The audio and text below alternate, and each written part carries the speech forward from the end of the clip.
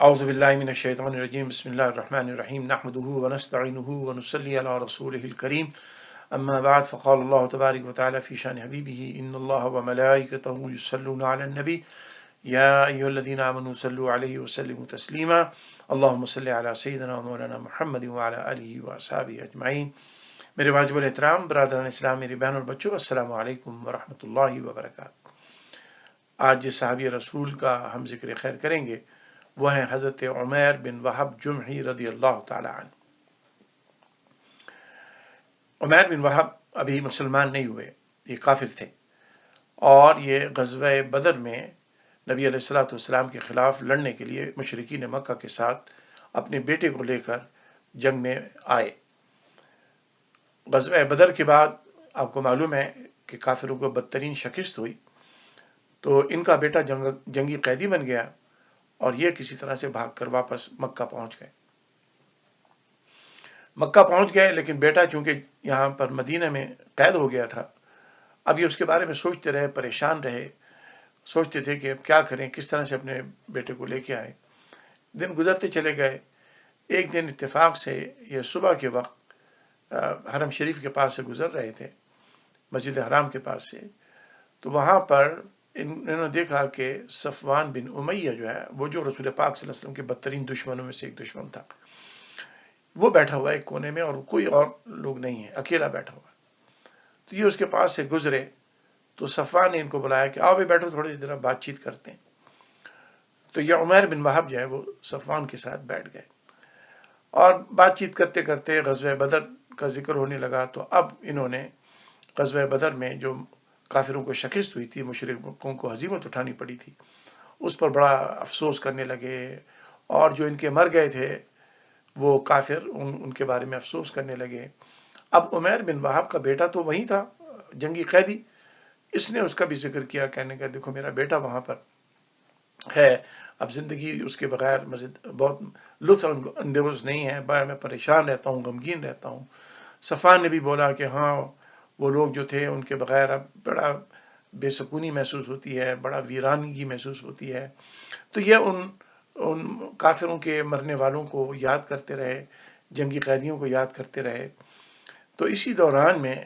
عمیر نے اپنے رسول پاک صلی اللہ علیہ وسلم کے خلاف جو اس کے دل میں نفرت تھی بہت سخت، اعوذ باللہ، اس نفرت کا اظہار کیا۔ اس نے بولا دیکھیں، کاش میرے پاس پیسے ہوتے، میرے پاس دولت نہیں ہے، میرے پر قرضے چڑھے ہوئے ہیں، اگر میرے پاس اتنے پیسے ہوتے کہ میں اپنا قرضہ اتار دیتا اور مجھے اپنے اہل و عیال کی فکر نہ ہوتی، تو میں محمد صلی اللہ علیہ وسلم کو جا کے قتل کر دیتا۔ میں تو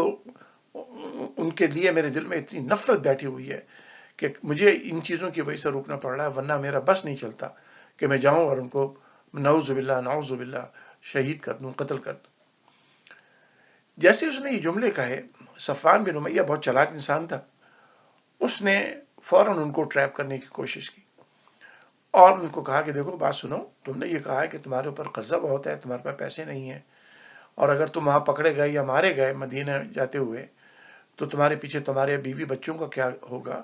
تو میں تمہیں ضمانت دیتا ہوں کہ میں تمہارے سارا قرضہ اتار دوں گا، اور اگر تمہیں کچھ ہو گیا تو میں تمہارے اہل و عیال کی پوری ذمہ داری لیتا ہوں، پوری کفالت کرتا ہوں، میرے پاس اتنی دولت ہے کہ میں ان کا بھی خرچہ اٹھا سکتا ہوں اور تمہارا قرضہ بھی اتار سکتا ہوں۔ تو تم اگر محمد صلی اللہ علیہ وسلم کو اعوذ باللہ قتل کر سکتے ہو تو کرو، میں تمہاری ساری ذمہ داریاں لے لیتا ہوں۔ عمیر نے یہ سوچا کہ چلو یہ تو اچھی بات ہے، اور اس کے دل میں نفرت تھی اور بیٹا اس کا وہاں جنگی قیدی بھی تھا، تو اس نے بھی یہ سوچا کہ چلو ٹھیک ہے، اگر یہ ذمہ داری میرے اہل و عیال کی لے رہے ہیں، میرے قرض کی لے رہے ہیں، تو میں جا کے اعوذ باللہ نبی صلی اللہ علیہ وسلم کو جا کے شہید کر دوں گا۔ یہ اٹھا وہاں سے اور اپنے گھر گیا، وہاں جا کے اس نے تیاری کی، کسی کو نہیں بتایا کہ کیا بات ہوئی ہے اس کی صفوان کے ساتھ۔ اور جس وقت عمیر بن وہب اور صفوان بن امیہ یہ دونوں مسجد حرام میں بیٹھے ہوئے بات کر رہے تھے، اس وقت کوئی انسان وہاں نہیں تھا، کوئی سننے والا نہیں تھا، بھائی یہ دونوں کی گفتگو ہوئی۔ اب عمیر بن وہب جو ہے گھر آئے اور انہوں نے اپنی اونٹنی تیار کی اور نکل پڑے۔ پریشان تو تھے کہ پتہ نہیں وہاں مدینے میں میرے ساتھ کیا ہوگا، کیوں میرا بیٹا جنگی قیدی ہے، لیکن ان کو یہ بھی معلوم تھا کہ کیونکہ اور دوسرے کافروں کے رشتہ دار وہاں پر جنگی قیدی تھے اور یہ لوگ جا کے فدیہ دے کر ان کو چھڑا کے لے کے آتے تھے، تو دوسرے اور کافر جو ہیں وہ مدینہ جایا کرتے تھے اور جنگی قیدیوں کو چھڑانے کے لیے فدیہ دے کر ان کو ساتھ لاتے تھے۔ تو عمیر بن وہاب نے بھی یہ سوچا کہ چلو میرے پاس بھی ایک بہانہ ہے کہ میرا بیٹا وہاں جنگی قیدی ہے، تو میں بھی چلتا ہوں، تو اس سے یہ ہوگا کہ دوسرے لوگوں کو اتنا شک مجھ پہ نہیں ہوگا کہ میں کسی اور دوسرے ارادے سے آیا ہوں۔ حالانکہ اس کا ارادہ اپنے بیٹے کو چھڑانے کا نہیں، نبی صلی اللہ علیہ وسلم کو اعوذ باللہ قتل کرنے کا تھا۔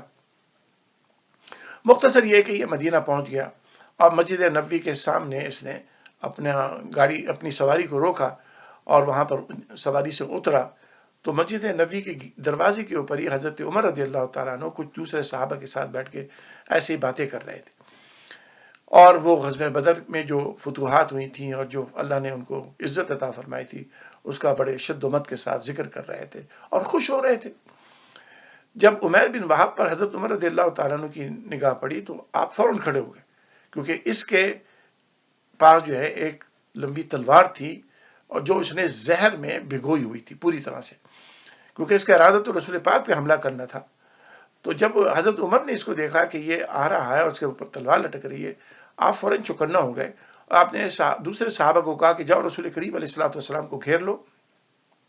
معلوم نہیں کہ یہ عمیر جو رسول پاک کا دشمن بھی ہے، اسلام کا دشمن بھی ہے، اللہ کا دشمن بھی ہے، اور یہ بڑا خبیث انسان ہے،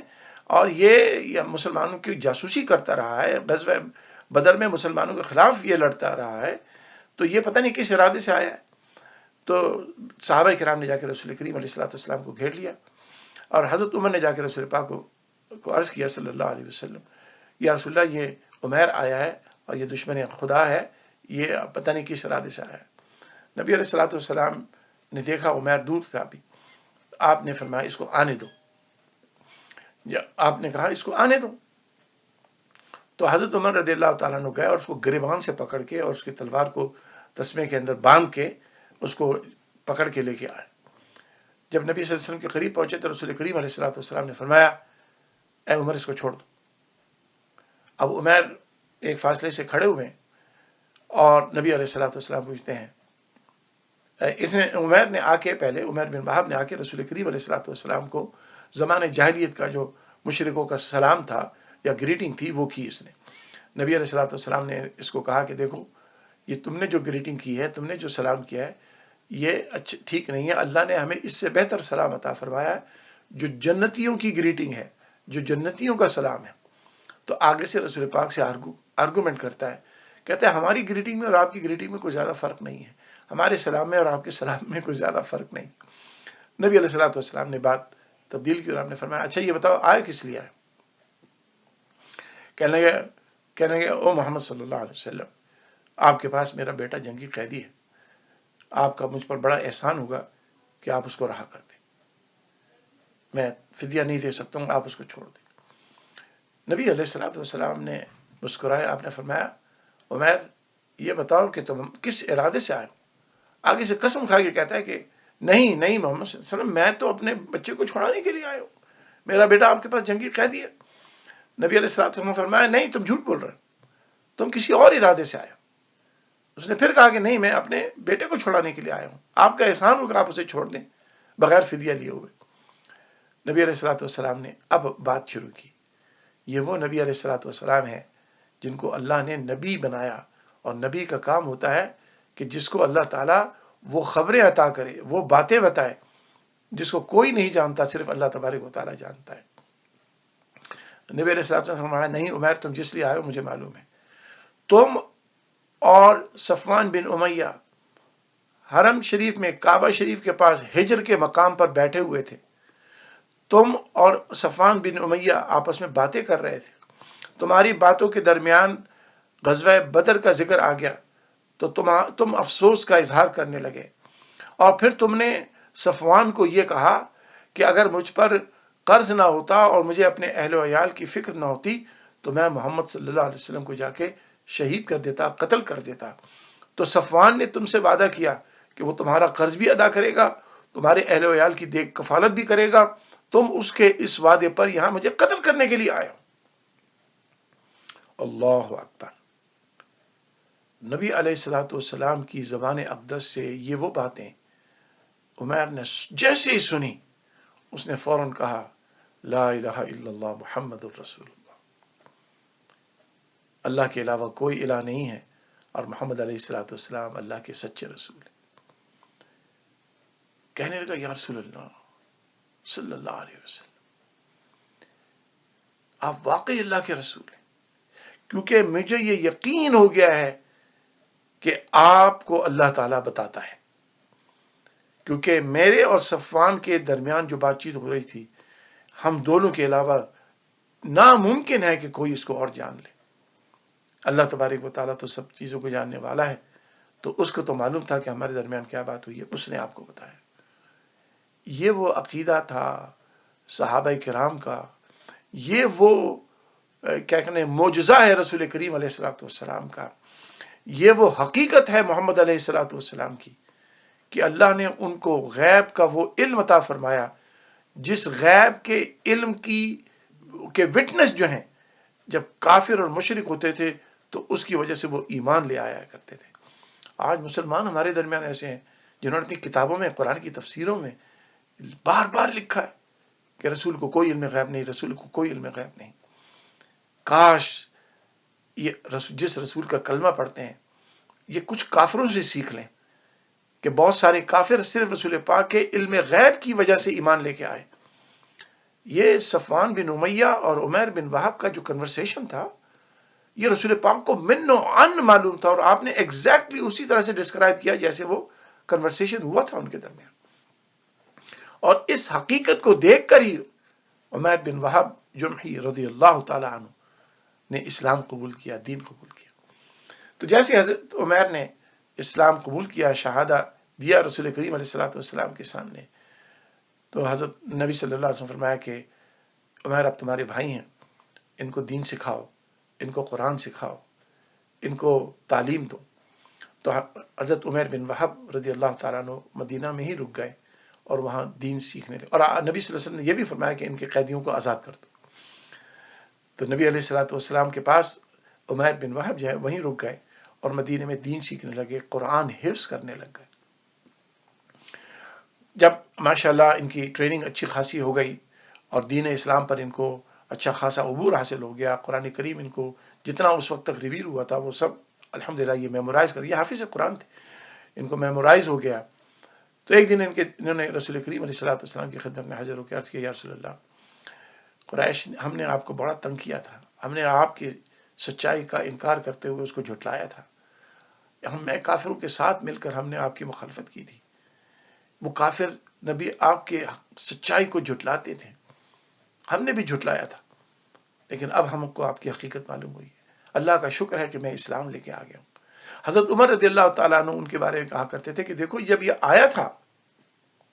تو یہ سور کی طرح تھا، لیکن جب یہ مسلمان ہو گیا تو اب یہ میرے بیٹوں سے زیادہ مجھے محبوب ہو گیا۔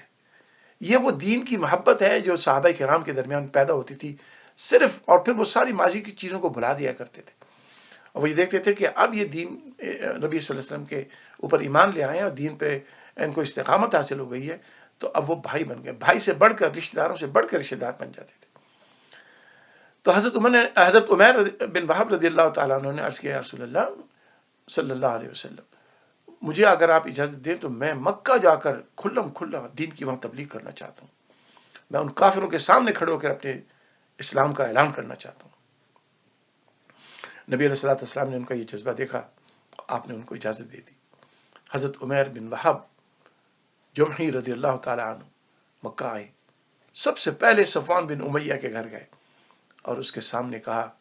اشہد ان لا الہ الا اللہ و اشہد ان محمدا عبدہ و رسولہ۔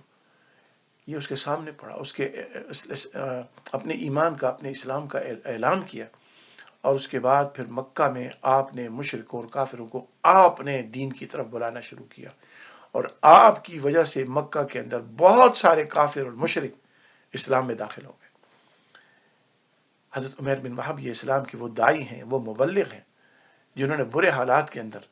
رسول کریم علیہ الصلوۃ والسلام کی اجازت سے مکہ واپس آ کر ان دشمنان اسلام کو اسلام کی دعوت دی، اور آپ کی تبلیغ سے بہت سارے کافر اور مشرک فتح مکہ سے پہلے مسلمان ہو گئے۔ الحمدللہ اللہ کا بڑا احسان ہے کہ اللہ تعالیٰ نے ہمیں ان صحابہ کرام کے نقش قدم پہ چلنے والا بنایا ہے. اللہ تعالیٰ ہمیں اس پر استقامت دے اور مزید ہمیں ان کے اسوہ حسنہ کو اپنانے کی توفیق عطا فرمائے. وما علینا الا البلاغ.